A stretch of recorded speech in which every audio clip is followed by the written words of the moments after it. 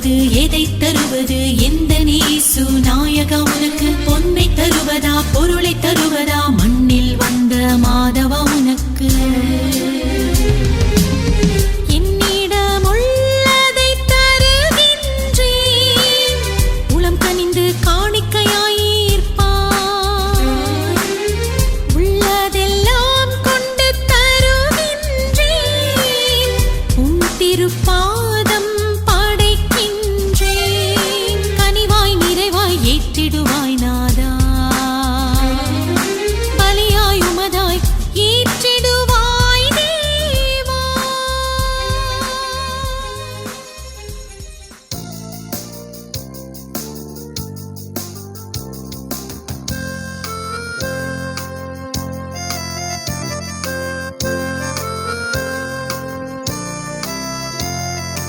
அர்ச்சனை மலராக ஆலயத்தில் வருகின்றோம், ஆனந்தமாய் புகழ் கீதம் என்றும் பாடுவோம்.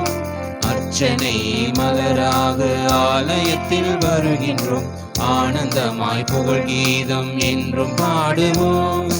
அர்ப்பணித்து வாழ்ந்திட அன்பரும் வளர்ந்திட ஆசையோடு அருள் வேண்டி பணிகின்றோம். அர்ப்பணித்து வாழ்ந்திட அன்பரும் வளர்ந்திட ஆசையோடு அருள் வேண்டி பணிகின்றோம்.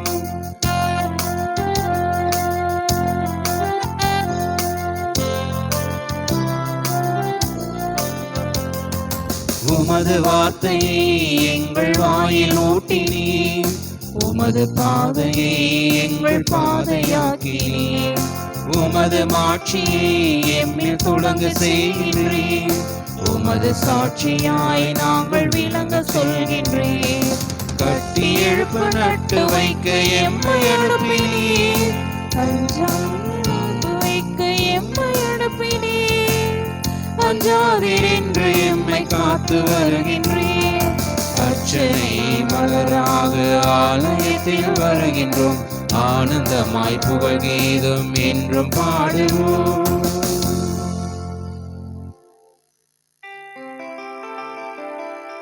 தந்தை மகன் தூயாவியாரின் பெயராலே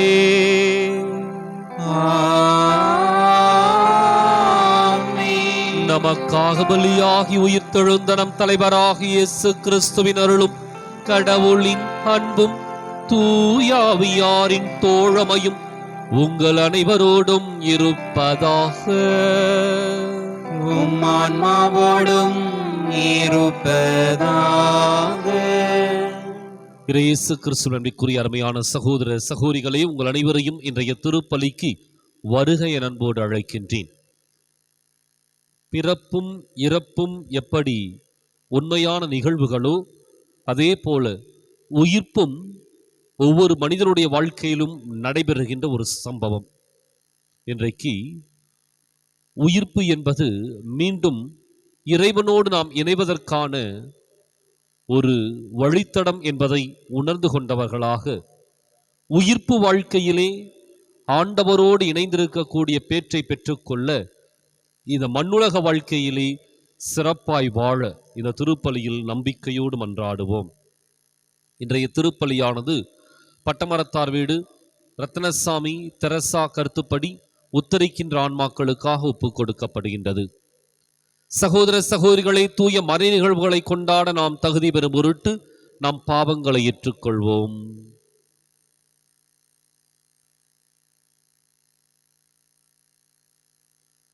உள்ளம் நொறுங்கி வருந்துவோரை நலமாக்க அனுப்ப பெற்ற ஆண்டவரே இரக்கமாயிரும். பாவிகளை தேடி வந்த கிறிஸ்துவே இரக்கமாயிரும். தந்தையின் வலப்பக்கம் வீற்றிருந்து எங்களுக்காக பரிந்து பேசுகின்ற ஆண்டவரே இரக்கமாயிரும். எல்லாம் வல்ல இறைவன் நம்மீது இரக்கம் வைத்து நம் பாவங்களை மன்னித்து நம்மை நிலை வாழ்வுக்கு அழைத்து செல்வாராக. ஆமென். மன்றாடுவோமாக. ஆண்டவரே எங்கள் இறைவா, உம்மீது நாங்கள் கொண்டுள்ள பற்றன்பில் எப்பொழுது மகிழ்ந்திருக்கச் செய்ய உம்மை வேண்டுகின்றோம்.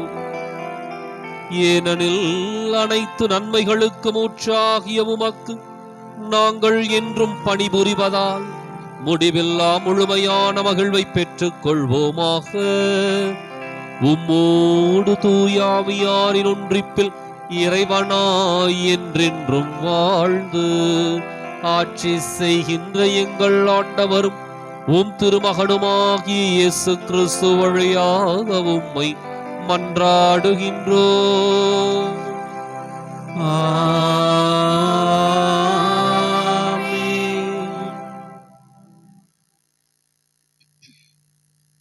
முதல் வாசகம். எருசலேமில் நான் புரிந்த தீமைகளை இப்போது நினைவு கூறுகிறேன்.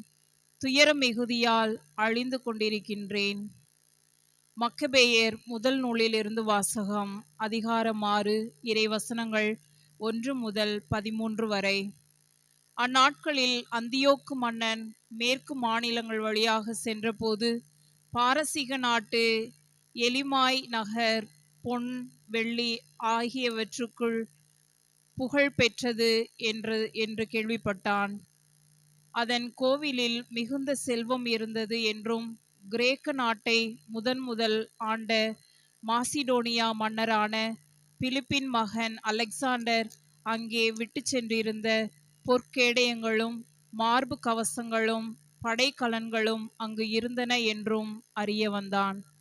எனவே அந்தியோக்கு புறப்பட்டு நகரை கைப்பற்றி கொள்ளையடிக்க முயன்றான்.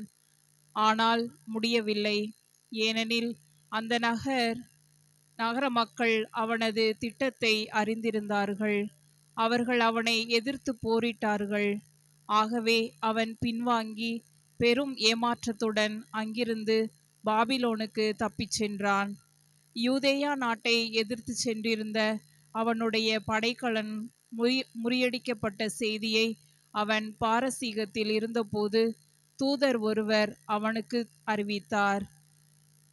லீசியா வலிமை வாய்ந்த படையோடு முதலில் சென்று யூதர்கள் முன் புறமுதுகு காட்டி ஓடிவிட்டான். முறியடிக்கப்பட்ட படைகளிடமிருந்து யூதர்கள் கொள்ளையடித்த படைக்கலன்கள், மிகுதியான பொருட்கள் ஆகியவற்றால் அவர்கள் வலிமை மிக்கவர்களானார்கள். எருசலேமில் இருந்த பலிபீடத்தின் மேல் அந்தியோக்கு செய்து வைத்திருந்த நடுங்க வைக்கும் தீட்டை அவர்கள் தகர்த்தார்கள். திரு உறைவிடத்தை சுற்றிலும் முன்பு போல் உயர்ந்த மதில்கள் எழுப்பியுள்ளார்கள். அவனுடைய நகராகிய பெருஞ்சூரை சுற்றிலும் அவ்வாறே செய்திருந்தார்கள் என்றும் எடுத்துரைத்தார். இச்செய்தியை கேட்ட மன்னன் அதிர்ச்சி அடைந்து மிகவும் நடுங்கினான். தான் திட்டமிட்ட வண்ணம் நடவாததால் துயரம் தாங்காது நோயுற்று படுத்த படுக்கையானான்.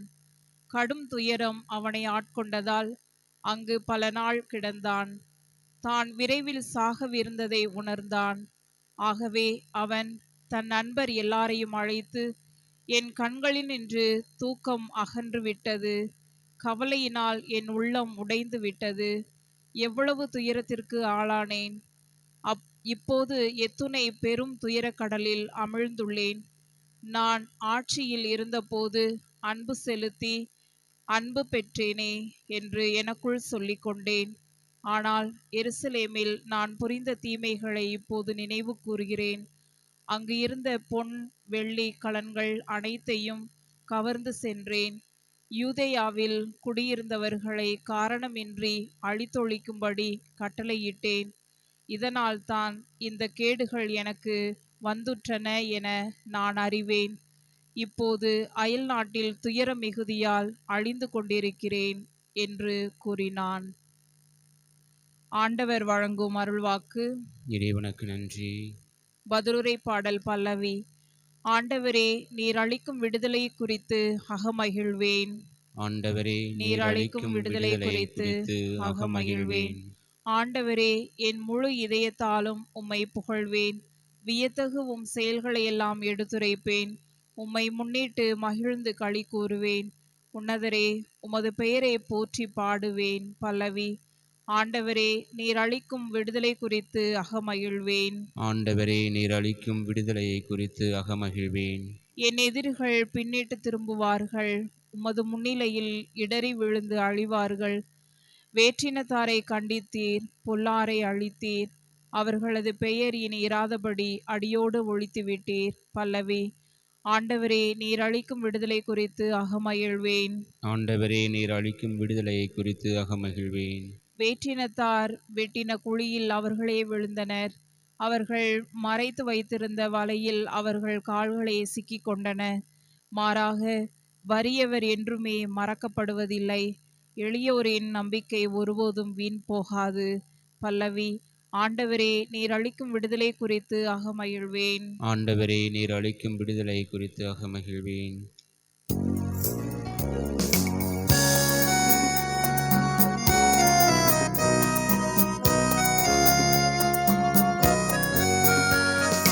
அல்லேலூயா, அல்லேலூயா, அல்லேலூயா, அல்லேலூயா, அல்லேலூயா, அல்லேலூயா, அல்லேலூயா, அல்லேலூயா.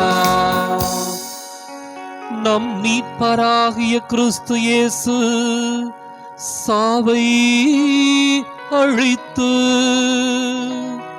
அழியா வாழ்வை நற்செய்தியின் வழியாக ஒளிரச் செய்தார். அல்லேலூயா, அல்லேலூயா, அல்லேலூயா, அல்லேலூயா, அல்லேலூயா. ஆண்டவர் உங்களோடு இருப்பாராக. உம் ஆன்மாவோடும் இருப்பாராக. புனித லூக்கா எழுதிய நற்செய்தியிலிருந்து வாசகம். ஆண்டவரே, மாட்சி உமக்கே.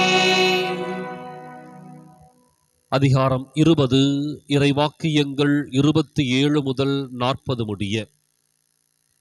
அக்காலத்தில் உயிர்த்தெழுதலை மறுக்கும் சில சதுசேயர் இயேசுவை அணுகி, போதகரே, மணமான ஒருவர் மகப்பேரின்றி இறந்து போனால் அவர் மனைவியை கொழுந்தனே மனைவியாக ஏற்றுக்கொண்டு தம் சகோதரருக்கு வழிமரபு உருவாக்க வேண்டும் என்று மோசே எழுதி வைத்துள்ளார். இங்கு சகோதரர் 7 இருந்தனர். மூத்தவர் ஒரு பெண்ணை மணந்து மகப்பேரின்றி இறந்தார். 2ஆம் 3ஆம் சகோதரர்களும் அவரை மணந்தனர். இவ்வாறு 7 மகப்பேரின்றி இறந்தனர். கடைசியாக அப்பெண்ணும் இறந்தார். அப்படியானால் உயிர்த்தெழும்போது அவர் அவர்களுள் யாருக்கு மனைவியாவார்?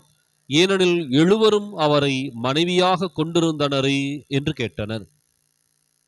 அதற்கு இயேசு அவர்களிடம், இக்கால வாழ்வில் மக்கள் திருமணம் செய்து கொள்கின்றனர். ஆனால் வருங்கால வாழ்வை பெற தகுதி பெற்ற யாரும் இறந்து உயிர்த்தெழும்போது திருமணம் செய்து கொள்வதில்லை. இனி அவர்கள் சாக முடியாது. அவர்கள் வானதூதரை போல் இருப்பார்கள். உயிர்த்தெழுந்த மக்களாயிருப்பதால் அவர்கள் கடவுளின் மக்களே. இறந்தோர் உயிருடன் எழுப்பப்படுவதை பற்றி மோசே முட்புதர் பற்றிய பகுதியில் எடுத்து கூறியிருக்கிறாரே. அங்கு அவர் ஆண்டவரை ஆபிரகாமின் கடவுள், ஈசாக்கின் கடவுள், யாக்கோபின் கடவுள் என்று கூறியிருக்கிறார். அவர் இறந்தோரின் கடவுள் அல்ல, மாறாக வாழ்வோரின் கடவுள். ஏனெனில் அவரை பொறுத்த மட்டில் அனைவரும் உயிருள்ளவர்களே என்றார். மறைநூல் அறிஞருள் சிலர் அவரை பார்த்து, போதகரே, நன்றாகச் சொன்னீர் என்றனர். அதன் பின் அவர்கள் அவரிடம் எதையும் கேட்க துணியவில்லை.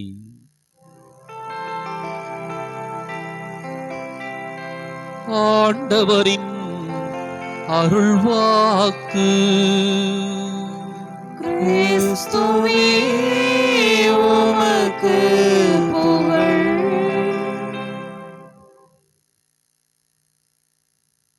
இயேசு கிறிஸ்துவின் அன்பிற்குரிய அருமையான சகோதர சகோதரிகளே, இன்றைய நற்செய்தி உயிர்ப்பை மையப்பொருளாக வைத்து பதிவு செய்யப்படுகின்றது. உயிர்ப்பு தான் இன்றைக்கு இருக்கின்ற விவாதம், நற்செய்தியினுடைய கருப்பொருள். யூத சமுதாயத்திற்குள் ஒரு கூட்டம் உயிர்ப்பு உண்டு என்று சொன்னது அது பரிசேய கூட்டம். ஒரு கூட்டம் உயிர்ப்பு இல்லை என்று சொன்னது அது சதுசேய கூட்டம். ஆனால் இவர்களுக்குள் இருந்த எண்ணத்தில் மாற்றமில்லை. இயேசுவை எப்படியாவது சிக்க வைக்க வேண்டும் என்ற எண்ணத்திலே பரிசேயருக்கும் சதுசேயருக்கும் எந்த விதமான வித்தியாசமும் வேறுபாடும் இல்லை. இன்றைக்கு இந்த நிகழ்வை கையில் எடுத்தது சதுசேய கூட்டம். உயிர்ப்பை பற்றி இயேசு என்ன சொல்லுகின்றார், அவரை பேச்சிலே சிக்க வைக்க வேண்டும் என்பதற்காக இந்த கேள்வி எழுப்பப்படுகின்றது. ஏனென்றால் இயேசு உயிர்ப்பை வலியுறுத்தி கொண்டிருந்தார். எனவே அவரிடம் கேட்கப்பட்ட அந்த கேள்வியில ஒரு நிகழ்வையும் அவர்கள் பதிவு செய்கின்றார்கள். ஒரு பெண் மூத்தவரை மணக்கின்றால், குழந்தை இல்லை, அவர் இறந்து போய்விடுகின்றார். அந்த பெண் மீண்டும் 2ஆம் அவர், 3ஆம் அவர், 4ஆம் அவர் என்று சொல்லி 7 பேரை அதே குடும்பத்தில் இருக்கின்ற நபர்களை மணக்கின்றார். கடைசியில் யாருக்கும் குழந்தை இல்லை, எல்லாரும் இறந்து மேலே போறாங்க. அந்த இடத்துல தான் அந்த பிரச்சனையை எழுப்புகின்றார்கள். உயிர்த்த பிற்பாடு இவள் யாருக்கு மனைவியாக இருப்பாள்? இது ஒரு மிகப்பெரிய சிக்கலான ஒரு புதிரான ஒரு கேள்வி. காரணம், இறக்கின்றவர்கள் உயிர்க்கின்றார்கள் என்றால் உயிர்த்தவர்கள் யாரோடு உறவு கொள்வார்கள் அப்படிங்கிறது ரொம்ப முக்கியமான ஒரு கேள்வி. யார் யாரெல்லாம் அவருடைய உறவு நிலையில் இருப்பார்கள் என்பது ஒரு மிகப்பெரிய ஒரு புதிர். இந்த இடத்துல தான் இயேசு உயிர்ப்பினுடைய புதிரை சிறப்பாக, அதே சமயத்தில் எளிமையாக அதை விளக்குகின்றார். ஒரு கடினமான ஒரு கேள்வி, புதிரான ஒரு கேள்வி, சிக்க வைக்க வேண்டும் என்ற ஒரு நோக்கம். இவற்றிற்கு மத்தியில் இயேசு உயிர்ப்பை பற்றி யதார்த்தமாக சிறப்பாக சொல்லுகின்றார். ஒன்று, இறந்தவர்கள் அல்ல, உயிரோடு வாழ்கின்றவர்கள். இறப்பு என்பது இந்த மண்ணகத்திற்கு மட்டும் தானே ஒழிய, வாழ்வு என்பது விண்ணகத்தில் நிலையானது. விண்ணகத்துல அழிவோ இறப்போ சாவோ எதுவும் இல்லை. மாறாக அவர்கள் என்றென்றைக்கும் உயிரோடு வாழ்பவர்கள். எனவே இந்த மண்ணகத்தில் ஒருவர் தோன்றியிருந்தாலும் இறப்பு இந்த மண்ணகத்தோடு முடிந்து விடுகின்றது என்று விண்ணகத்தில் அவருடைய வாழ்க்கை தொடருகின்றது. இரண்டாவது, ஆண்டவர் எந்த ஆன்மாவையும் அழிவுக்கு உட்படுத்துவதில்லை. எனவேதான் ஆபிரகாம் பிறந்தார், இறந்தார், மீண்டும் ஆண்டவருடைய மடியில் துயில் கொண்டு இளைப்பாறிக் கொண்டிருக்கின்றார். ஈசாக், யாக்கோபு இவர்கள் அத்தனை பேரும் அப்படியே. அதனாலதான் ஆபிரகாம் இறந்திருந்தாலும், ஈசாக், யாக்கோபு இறந்திருந்தாலும் அவர்கள் உயிரோடு இன்றும் வாழ்ந்து கொண்டிருப்பதால் ஆபிரகாமின் கடவுள் என்று சொல்லப்படுகின்ற பொழுது அவர் இறந்தோரின் கடவுள் அல்ல, மாறாக வாழ்வோரின் கடவுள். ஏனென்றால் மனிதர்கள் இறப்பிற்கு பின்னும் வாழ்கின்றார்கள். அடுத்தது மூன்றாவது என்ன அப்படின்னா, இந்த விண்ணக வாழ்க்கையில, அந்த உயிர்ப்பு வாழ்க்கையில பெண் கொள்வதும் இல்லை, பெண் எடுப்பதும் இல்லை. காரணம், அங்கு இறைவனை தவிர வேறு பந்தங்கள் எதுவும் இல்லை. இறைவனோடு நேரடியான ஒரு உறவிலே அத்தனை ஆன்மாக்களும் ஈடுபடுகின்றார்கள். எனவே அங்கு திருமணம் என்ற பேச்சிற்கே இடமில்லை. அங்கு கடவுளுடைய மக்களாக தேர்ந்து கொள்ளப்பட்ட நாம் நேருக்கு நேராக நம்முடைய தந்தையை சந்திக்கின்றோம். இனி நம்முடைய மன்னக பெற்றோர்கள் வழியாக நாம் ஆண்டவரை சந்திக்க வேண்டும் என்ற ஒரு வழித்தடம் நமக்கு தேவையில்லை. அல்லது நமக்கான உறவு நிலையில ஆன்மீகமாகட்டும் அல்லது நம்முடைய வாழ்வியல் நெறிமுறைகளாகட்டும் யாரோ ஒரு குரு வழியாக செல்வது தேவையில்லை. நேரடியாக கடவுளோடு நாம் தொடர்பு கொள்ளுகின்றோம். அப்போ அந்த விண்ணகம் அப்படிங்கிறது இறைவனோடு நேரடி தொடர்பு கொண்டிருக்கின்ற ஒரு உறவு நிலை. இன்றைக்கு நாம் சிந்தித்து பார்ப்போம். உயிர்ப்பு நமக்கு நிச்சயம் உண்டு. பிறப்பு இறப்பு எப்படி உண்மையான நிகழ்வுகளோ அதே போல உயிர்ப்பு நிஜமான ஒரு நிகழ்வாக நம்முடைய வாழ்க்கையில் நடைபெறும். உயிர்த்த பிற்பாடு இறைவனோடு நாம் இணைந்திருந்தால் நாம் சந்தோஷமாக, சமாதானமாக நிலை வாழ்விலே இடம் பெற்றிருப்போம். அழிவை தேடிக்கொள்ளுகின்ற மனிதர்களாக அல்ல, நிலை வாழ்வை தேடிக்கொண்டு அதிலே நுழைகின்ற உயிரோட்டமுள்ள ஆன்மாக்களாக நாம் மாற இந்த திருப்பலியில் தொடர்ந்து மன்றாடுவோம்.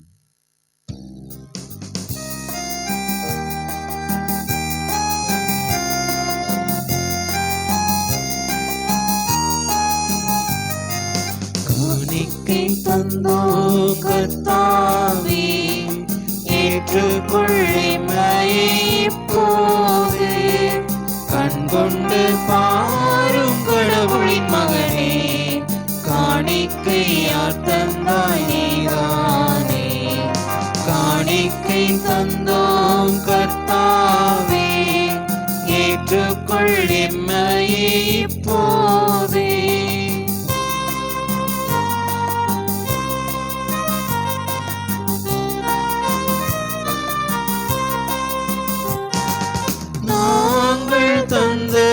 காணிக்கை எல்லாம் இரட்சகர் கொடுத்தது,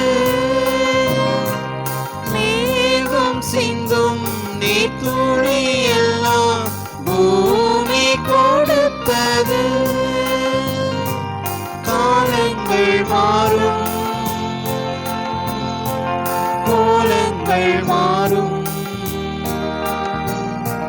காலங்கள் மாறும், கோலங்கள் மாறும், ஆகாயம் மாறும் கடவுளின் மகனே, ஆனாலும் உன் அன்பு மாறாது.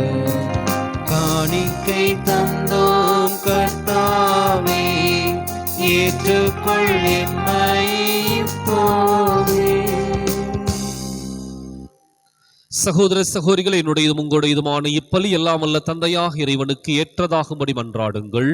ஆண்டவர் தமது பெயரின் புகழ்ச்சிக்காகவும் மாட்சிக்காகவும் நமது நன்மைக்காகவும் புனித திரு அவையின் அனைத்து நலன்களுக்காகவும் உமது கையிலிருந்து பலியை ஏற்றுக்கொள்வாராக. ஆண்டவரே, எங்களுக்கு அருள் புரிய உம்மை வேண்டுகின்றோம். அதனால் மாண்புக்கு உரிய உமது திருமுன் நாங்கள் ஒப்புக் கொடுக்கும் இக்காணிக்கை இறைப்பற்றின் அருளையும் நிலையான பேரின்பத்தையும் எங்களுக்கு பெற்று தருவதாக.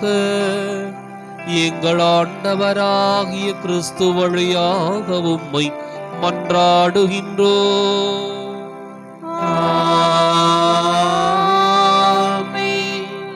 ஆண்டவர் உங்களோடு இருப்பாராக, ஆன்மாவோடும் இருப்பாராக. இதயங்களை மேலே எழுப்புங்கள். ஆண்டவரிடம் எழுப்பியுள்ளோம். நம் இறைவனாகிய ஆண்டவருக்கு நன்றி கூறுவோம். அது தகுதியும் நீதியுமானது. ஆண்டவரே, தூயவரான தந்தையே, என்றுமுள்ள எல்லாம் வல்ல இறைவா, என்னாலும் எவ்விடத்திலும் நாங்கள் உமக்கு நன்றி செலுத்துவது மெய்யாகவே தகுதியும் நீதியும் ஆகும். எங்கள் கடமையும் மீட்புக்கு உரிய செயலுமாகும். உம்முடைய அன்பு திருமகன் வழியாக நீர் மனித இனங்களை படைத்தது போல மிகுந்த கனிவிரக்கத்தால் அவற்றை புதுப்பிக்கவும் திருவுளமானீர். ஆகவே படைப்புகள் அனைத்தும் உமக்கு பணிபுரிகின்றன. மீட்படைந்தோர் அனைவரும் உம்மை ஏற்றவாறு புகழ்கின்றனர். உம்முடைய புனிதர்களும் ஒரே இதயத்தோராய் உம்மை போற்றுகின்றனர். எனவே வானதூதர் அனைவரோடும் சேர்ந்து நாங்கள் உம்மை கொண்டாடி மகிழ்வுடன் எப்பொழுதும் அறிக்கையிட்டு சொல்வதாவது: தூயவர் தூயவர் தூயவர், வான்படைகளின் கடவுளாம் ஆண்டவர். விண்ணகமும் மண்ணகமும் உமது மாட்சியால் நிறைந்துள்ளன. உன்னதங்களிலே ஓசன்னா. ஆண்டவர் பெயரால் வருகிறவர் ஆசி பெற்றவர். உன்னதங்களிலே ஓசன்னா. தாயும் தந்தையுமான இறைவா, நிர்மையாகவே தூயவர், தூய்மை அனைத்துக்கும் ஊற்று. ஆகவே உம்முடைய ஆவியை பொழிந்து இக்காணிக்கைகளை தூய்மைப்படுத்தமை வேண்டுகின்றோம். இவ்வாறு எங்கள் ஆண்டவர் இயேசு கிறிஸ்துவின் உடலும் இரத்தமுமாக எங்களுக்கு இவை மாறுவனவாக. அவர் பாடுபட உளம் கனிந்து தம்மை கையளித்த போது அப்பத்தை எடுத்து நன்றி செலுத்தி அதை பிட்டு தம் சீடர்களுக்கு அளித்து கூறியதாவது: அனைவரும் இதிலிருந்து பெற்று உண்ணுங்கள், ஏனெனில் இது உங்களுக்காக கையளிக்கப்படும் என் உடல்.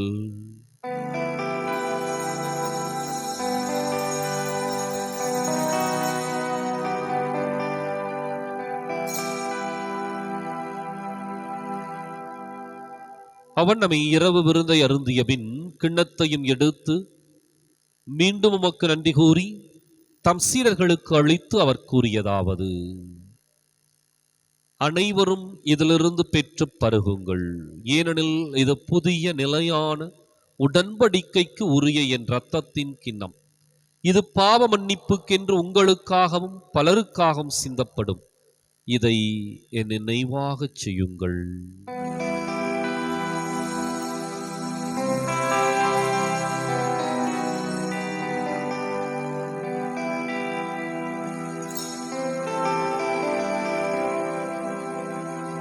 நம்பிக்கையின் மறை பொருள்.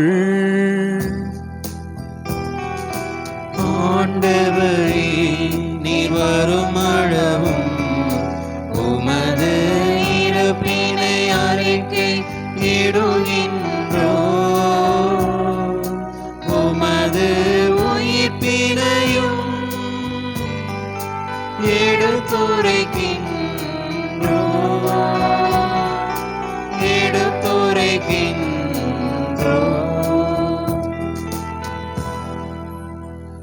ஆகவே ஆண்டவரே, நாங்கள் கிறிஸ்துவின் இறப்பினையும் உயிர்ப்பினையும் நினைவு கூர்ந்து வாழ்வு தரும் அப்பத்தையும் மீட்பளிக்கும் கிண்ணத்தையும் உமக்கு ஒப்புக் கொடுக்கின்றோம். உம் திருமுன் நின்று உமக்கு ஊழியம் புரிய தகுந்தவர்களை நீங்கள் ஏற்றுக்கொண்டீர். எனவே உமக்கு நன்றி செலுத்துகின்றோம். மேலும் கிறிஸ்துவின் உடலிலும் இரத்தத்திலும் பங்கு கொள்ளும் எங்களை தூய ஆவியார் ஒன்று சேர்க்க வேண்டுமென உம்மை தாழ்மையுடன் மன்றாடுகின்றோம். ஆண்டவரே, உலகெங்கும் பரவியிருக்கும் அது திரு அவையை நினைவு கூர்ந்தருளும்.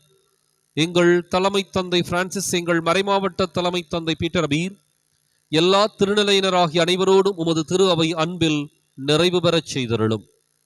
மேலும் உயிர்த்தெழும் எதிர்நோக்குடன் துயில் கொள்ளும் எங்கள் சகோதரர் சகோதரிகளையும் இறந்தோர் அனைவரையும் இரக்கத்துடன் நினைவு கூர்ந்து உமது திருமுக ஒளியினுள் ஏற்றருளும்.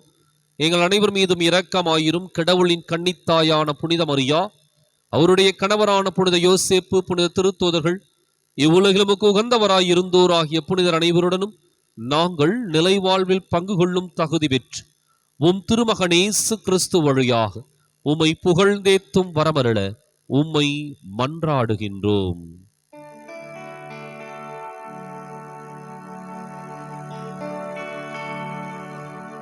இவர் வழியாக இவரோடு இவரில் எல்லாம் வல்ல இறைவனாகிய தந்தையே, தூய ஆவியாரின் ஒன்றிப்பில் எல்லா புகழும் மாட்சியும் என்றென்றும் உமக்கு உரியதே.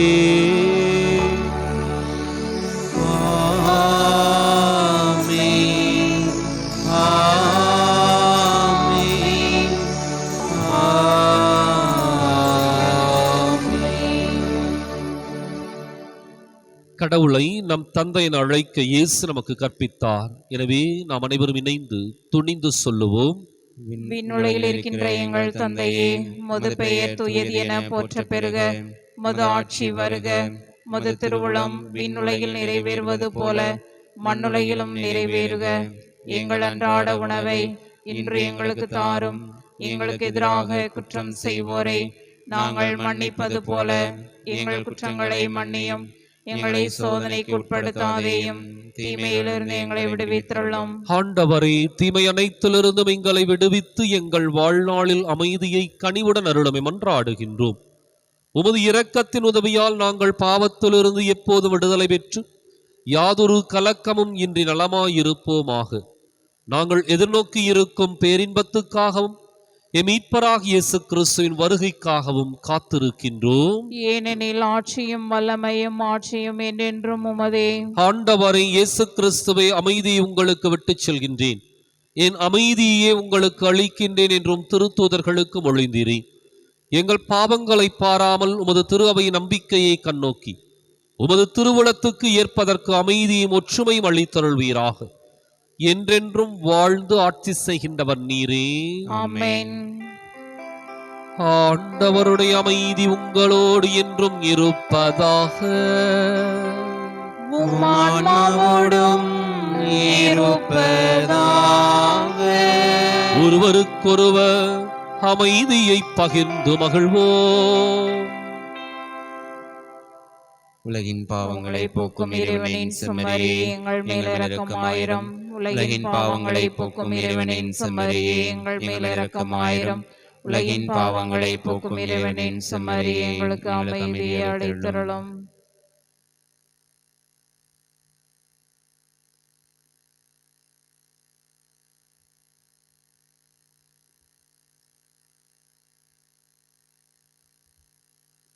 இதோ இறைவனின் செம்மறி, இதோ உலகின் பாவங்களை போக்குகின்றவர். இந்த செம்மறியின் விருந்துக்கு அழைக்கப் பெற்றோர் பேறு பெற்றோர். ஆண்டவரே, நீர் நிலத்தில் நுழைவர நான் தகுதியற்றவள். ஒரு வார்த்தை மட்டும் சொல்லியலும் எனது ஆன்மா நலமடையும்.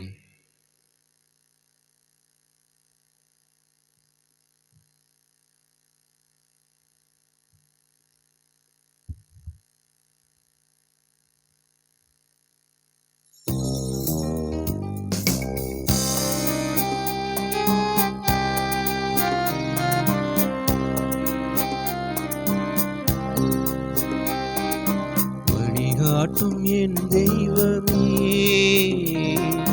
துணையாக எனில் வாருமே.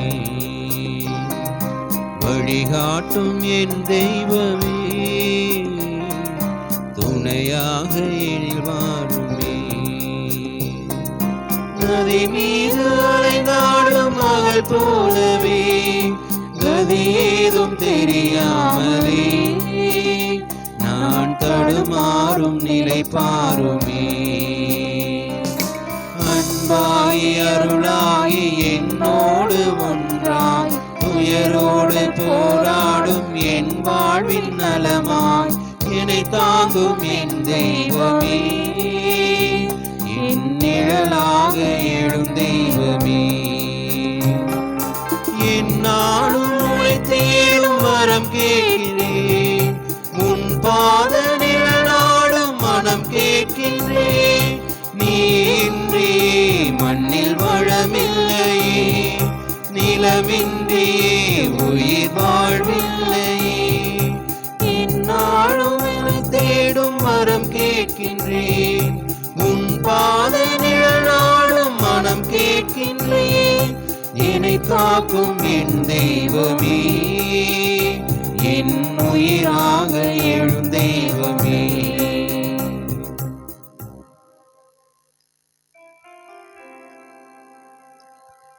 மன்றாடுவோமாக. ஆண்டவரே, உம் தூய மறை நிகழ்வுகளின் கொடைகளை பெற்றுக் கொண்ட நாங்கள் உம்மை பணிவுடன் வேண்டுகின்றோம். அதனால் தமது நினைவாக நாங்கள் செய்யுமாறு உம் திருமகன் கட்டளையிட்டவை எங்களை அன்பின் வளர்ச்சிக்கு இட்டுச் செல்வனவாக எங்கள் ஆண்டவராகிய கிறிஸ்து வழியாக உம்மை மன்றாடுகின்றோம்.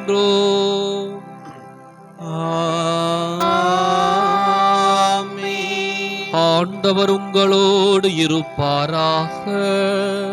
உம் ஆன்மாவோடும் இருப்பாராக. எல்லாம் வல்ல இறைவன் தந்தை மகன் தூயாவியார் உங்களுக்கு ஆசி வழங்குவாராக.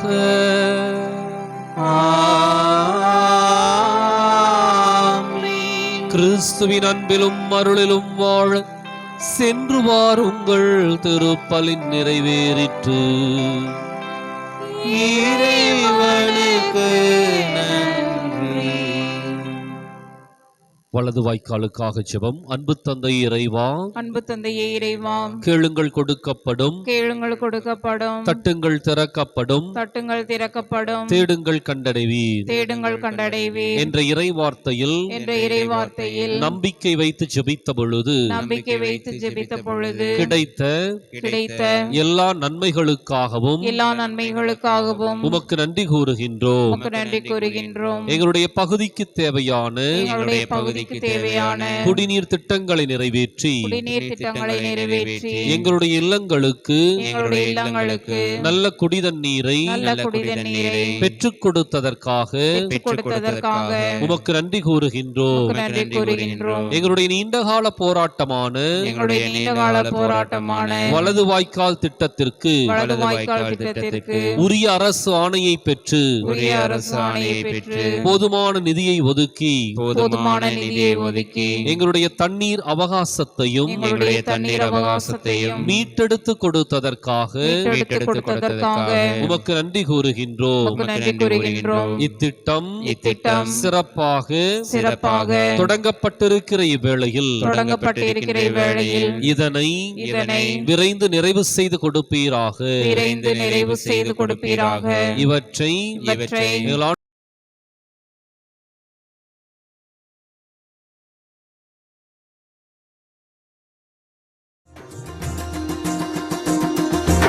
என்ன அழகு உன்னருளழகு, என்ன அழகு உன் அன்பழகு, என்ன அழகு உன்னருளழகு, என்ன அழகு உன் அன்பழகு.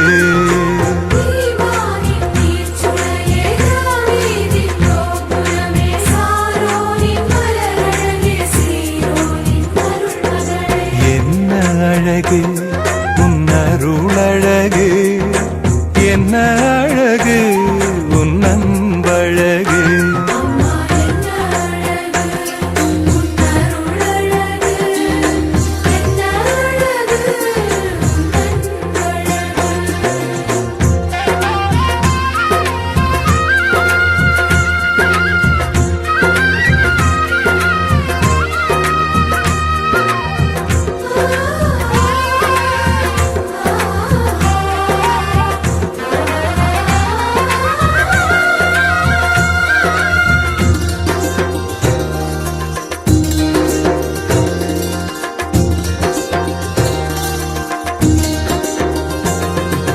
கண்ணிமையின் தூய்மையும் தாட்சியின் மேன்மையும் வார்த்தையின் உண்மையும் கொள்ளை கொண்டதே, என்னை கொள்ளை கொண்டதே.